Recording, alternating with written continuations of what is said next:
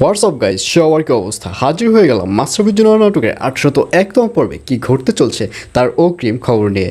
Alright 801তম পর্বে আপনারা দেখতে পারবেন এবার চেয়ারম্যান স্যারকে দেখা যাবে সে তার মেয়ে নওরিনের কথা শুনে আর ওখানে দাঁড়িয়ে থাকতে পারবে না, সে সরাসরি এবার জারার রুমে চলে যাবে, গিয়ে জারাকে ডাকাডাকি করবে এবং এক পর্যায়ে জারা যখন চেয়ারম্যান স্যারের সামনে আসবে তখন জারাকে চেয়ারম্যান স্যার বলবে, আচ্ছা তুমি কি শুরু করছো বলো তো, তোমাকে কি এই বাড়িতে ঠাঁই দেওয়াটাই আমার অন্যায় হয়েছে? আমার তো উচিত ছিল যখন তুমি এই বাড়িতে এসেছো তখনই তোমার ঘাট ধাক্কা দিয়ে এই বাড়ি থেকে তোমাকে সরিয়ে দেওয়া, কিন্তু আমি তো ওই কাজটি করতে পারিনি, আর এর জন্যই আমার বাড়িটাকে তুমি জাহান্নামখানায় পরিণত করেছো। আর এই কথা শুনে এবার যারা বলবে, আচ্ছা শুধু যে আমাকে দোষ দিচ্ছেন, এখানে কি শুধু আমারই দোষ রয়েছে, আপনার মেয়ের জামাইয়ের কি কোনো দোষ নেই? আর এই কথা শুনে চেয়ারম্যান স্যার বলবে, তুমি কি বলতে চাচ্ছ? তখন যারা বলবে, আমি বলতে চাচ্ছি যে এক হাতে কখনো তালি বাজে না, সুতরাং আমাকে যতটুকু আপনি দোষী সাব্যস্ত করছেন আমি মনে করি আপনার জামাইয়েরও ঠিক ততটুকুই দোষ রয়েছে।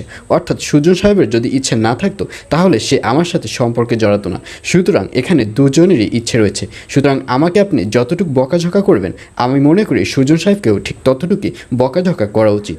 আর এই কথা শুনে চেয়ারম্যান স্যার আর ওখানে দাঁড়িয়ে থাকতে পারবে না, চেয়ারম্যান স্যার ওই রুম থেকে বেরিয়ে যাবে আগামী পর্বে। আর অন্যদিকে এবার মণিকে দেখা যাবে মণি আবারও নতুন করে মাঠে গিয়ে প্র্যাকটিস করা শুরু করবে, আর এটি দেখে নোভার চোখ প্রায় আকাশে উঠে যাবে। নোভা দৌড়ে গিয়ে মণির কাছে যাবে এবং গিয়ে বলবে, কী ব্যাপার তুই মাঠে প্র্যাকটিস করছিস কেন? আমি তো মনে করেছি যে তুই বাড়িতে চলে যাবি, যেহেতু তোকে জাতীয় দলে চান্স দেওয়া হয়নি। আর এই কথা শুনে মণি বলবে, হ্যাঁ আমাকে জাতীয় দলে চান্স দেওয়া হয়নি, আর এই জেদে আমার খেলার ইচ্ছাটা আরও বেশি বেড়ে গেছে, কারণ আমার একটা টার্গেট রয়েছে মনের মধ্যে, যে কোনো মূল্যে আমি জাতীয় দলে চান্স পাবই, এজন্য আমি নিজের হাতকে আরও পাকাপোক্ত করতে চাচ্ছি।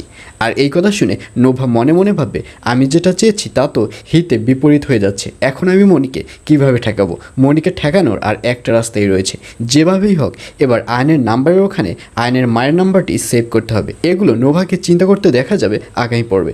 আর অন্যদিকে এবার রুনা ম্যামকে দেখা যাবে রুনা ম্যাম এক পর্যায়ে জোর করে আয়নকে তার অফিসে সিনিয়র পদে চাকরিতে বসিয়ে দেবে আগামী পর্বে, কিন্তু আয়নের মোটেও ওই অফিসে চাকরি করার মন থাকবে না। আর এছাড়াও থাকবে আরও আশ্চর্য সকল ঘটনা, সুতরাং সবাইকে মাশরাফের জন্য নাটকের আগামী পর্ব দেখার আমন্ত্রণ রইল।